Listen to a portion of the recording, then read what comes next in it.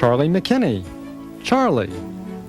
And I'm your co-host, Linda Frazier.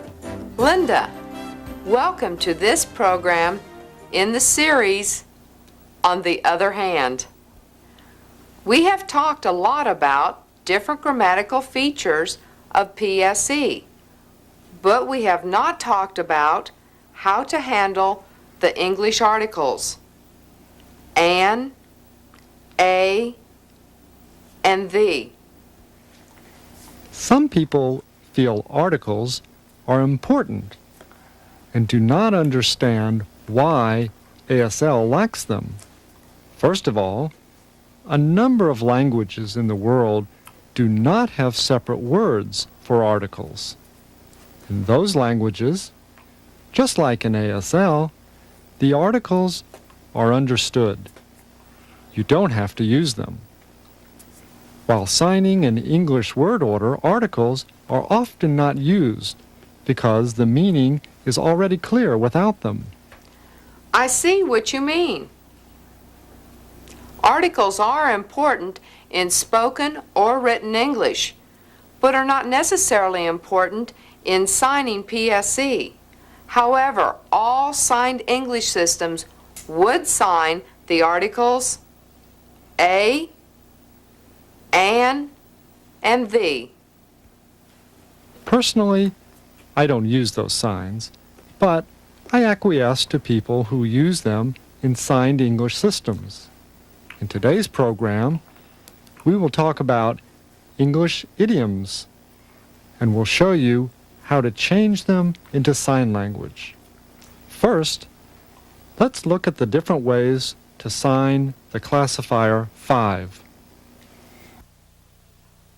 In its different forms, classifier 5 can represent a host of concepts. For example, the classifier Claude 5 is used for headphones, parachute. The classifier Bent 5 might mean sunlight, a video camera on a tripod.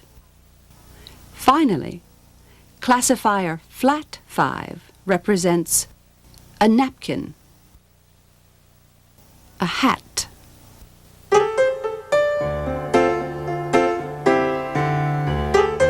Dad did a great job painting my room. I just love it. Thanks for coming over to help me decorate it. Good thing you're here too, Anthony. We need some muscles to move things around. Sure, I don't think it'll take a long time. The room is really pretty. It will be fun to help you decorate. I think we should move the bed beside the window. From then on, you can look outside when you wake in the morning. Yeah, and people outside can look inside too. No, I think the bed would look better over there. What's wrong with leaving the bed in the same place? Oh, Anthony, you're just being lazy. Kathy is right. The bed would look better against the wall. But where will you put the nightstand? On the right or left side? If the bed was over there, then I can put the nightstand on the right side. Come on and help me move the bed first.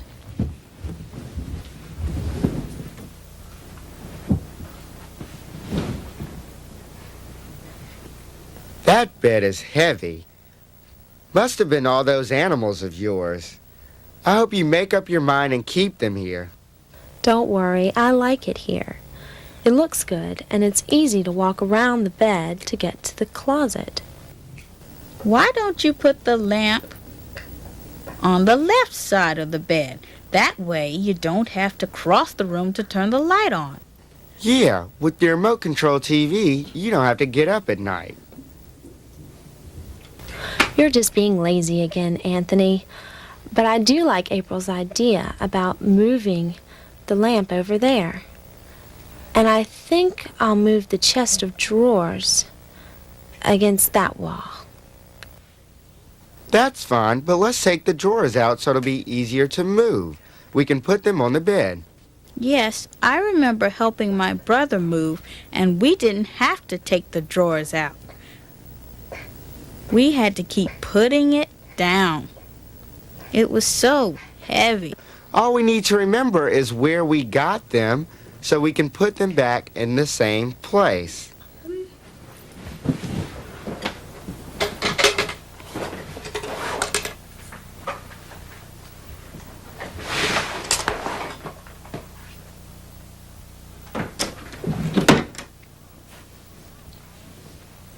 Now all I have left are the pictures.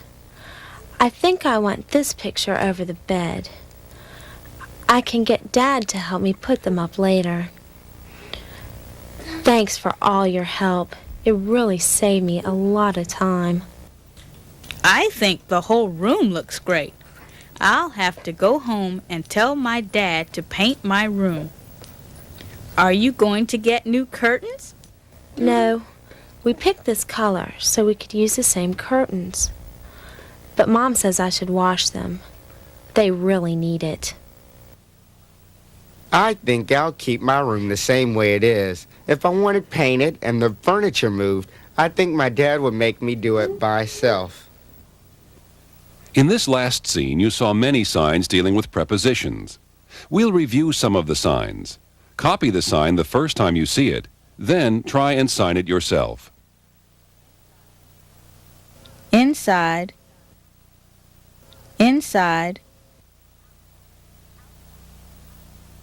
Outside. Outside. Beside. Beside. Left.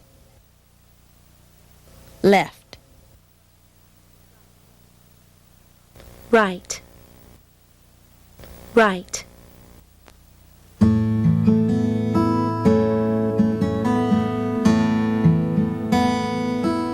Conjunctions are handled in a different way in American Sign Language than in English.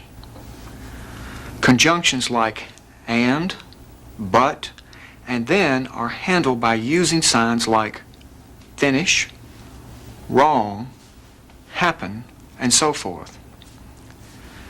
In English, the word then or and are used to separate a sequence of events, such as I watched the videotape, then wrote in my book. However, in sign, then really means first this, then this.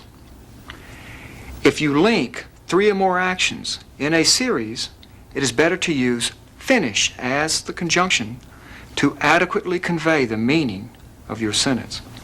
For example, my lawnmower was broken, so I took it apart, then borrowed a wrench from my neighbor, then put my mower back together and mowed my lawn. Perhaps you have seen deaf people use this sign in the middle of a sentence, and you thought they meant something wrong had happened. Quite the contrary, deaf people use wrong not only to mean something is in error or inappropriate, but as a conjunction. For example, I was driving along when suddenly my engine broke down. The sign frustrate used as a conjunction means that something happened to frustrate or prevent my plan of action. In the sentence, I went to visit my friend, but he wasn't home, deaf people would sign it, I went to visit my friend, but he wasn't home. Or I looked all over for my snake, but couldn't find him. As a conjunction, hit means something unexpected happened in the course of events. I was mingling at my high school reunion and unexpectedly ran into my old girlfriend.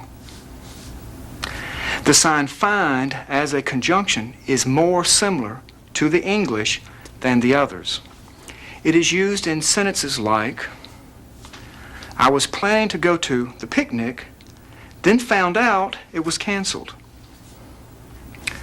Lastly, happen is used to mean it happened that, as in, I was changing channels on my remote control on TV and happened to see myself on a show.